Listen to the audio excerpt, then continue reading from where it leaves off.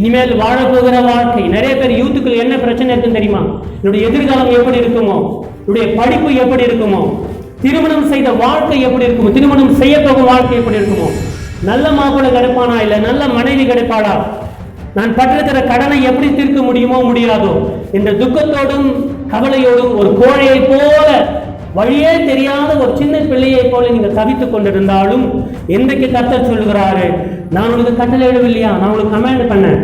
ஆங்கிலத்தில் பார்த்தீங்கன்னா feel like a strong, no feeling, feeling சொல்லல, be என்ன அர்த்தம்? இரு, தைரியமா இரு, தைரியமா மாதிரி நடிக்காத. Don't feel like you are strong, don't feel like show yourself as a courageous, நான் ரொம்ப தைரியமா இருக்கிறேன் அப்படின்னு காட்டிக்காத. நீ தைரியமாவே இரு. ஏன்? நான் உனக்கு நிழலா இருக்கேன் இல்லையா, நான் உன்னோடு கூட இருக்கிறேன் இல்லையா. கிறிஸ்தவர்கள் இன்று மறந்துவிட்ட ஒரு அடிப்படை சத்தியம் என்னவென்று சொன்னால், தங்களோடு தேவன் இருக்கிறார் என்பதை மறந்துதான் வாழுகிறார்கள். அங்கேதான் பயம் வருகிறது. தான் போகும் இடமெல்லாம் நிழல் வருகிறது என்பதை மறக்கிறார்கள். ஆகையால் தான் சோர்ந்து போகிறோம், வேதனை அடைகிறோம், கஷ்டங்கள் துக்கத்தில் அப்படியே நம்ம விழுந்து போகிறோம்.